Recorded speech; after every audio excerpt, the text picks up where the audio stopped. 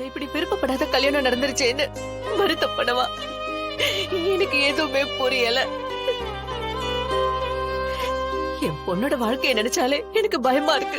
அழாத ஜெயா, இங்க பாரு, நடக்கிறதெல்லாம் நல்லதுக்குன்னே நினைச்சுக்கோ. நீயும் இதுக்கு தானே ஆசைப்பட்ட. அம்மு, இப்ப எதுக்கு நீ அழுதுட்டு இருக்க? தமிழுக்கும் சிபிக்கும் கல்யாணம் நடக்கணும்னு எத்தனை கோயில்ல வேண்டி இருப்ப, மனசால எவ்வளவு தவிச்சிருப்ப. அதானே இப்ப நடந்திருக்கு. 2 குடும்பம் சேரத்துக்கான நல்ல சந்தர்ப்பம் அமைஞ்சிருக்கு அம்மு.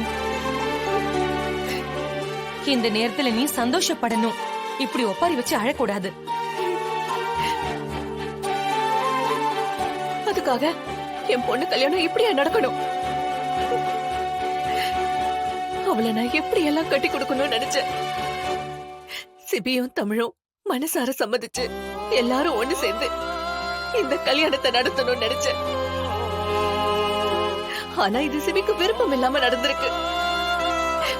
அவன் தமிழை எப்படி இழுத்துட்டு போனா நீங்க எல்லாம் பாத்தீங்கல்ல. அதெல்லாம் பாக்குறப்ப எனக்கு பயமா இருக்கு முத்து. அம்மு, சிபி முன்கோபிதான். இந்த கல்யாணத்துல அவருக்கு விருப்பம் இல்லாம இருக்கலாம், அதுக்கு நான் அப்படியே போயிட முடியாது. தாலி கட்டிட்டாருல, ஜனமா விட்டுருவாங்களா என்ன? கலவரத்துல நடந்தாலும் நமக்கு நல்லதா நடந்திருக்காமோ, அத நினைச்சு சந்தோஷப்படு. ஜனாமா இருக்காங்க, அவங்க கண்டிப்பா எல்லாத்தையும் சரி பண்ணிடுவாங்க. நீ தைரியமா இரு அம்மு.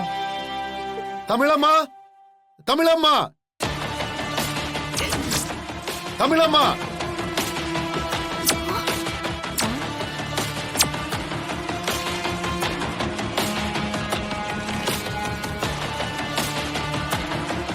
அம்மு, நீ உள்ள போய் மறைஞ்சுக்கோ. கணேசன் வர மாதிரி இருக்கு. நான் உள்ள இருக்கேன், பாத்துக்கங்க.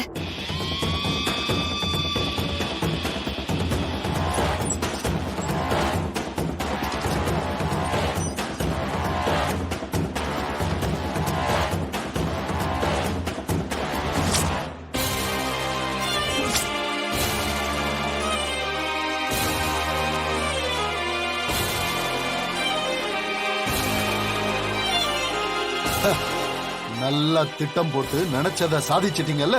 இங்க பாருங்க, தேவையில்லாம பேசுறத வச்சுக்காதீங்க. ஏய், என்ன குரல் உசருது? அப்போ நீங்க பேசுறதெல்லாம் கேட்டுட்டு இருப்பாங்களா? என் பொண்ண நானா போய் சிபி தம்பி கட்டி வச்ச? ஜனமா தானே கல்யாணம் பண்ணி வச்சாங்க. அது அவங்க முடிவு. என்கிட்ட என்ன பர்மிஷனா கேட்டாங்க? இல்லல.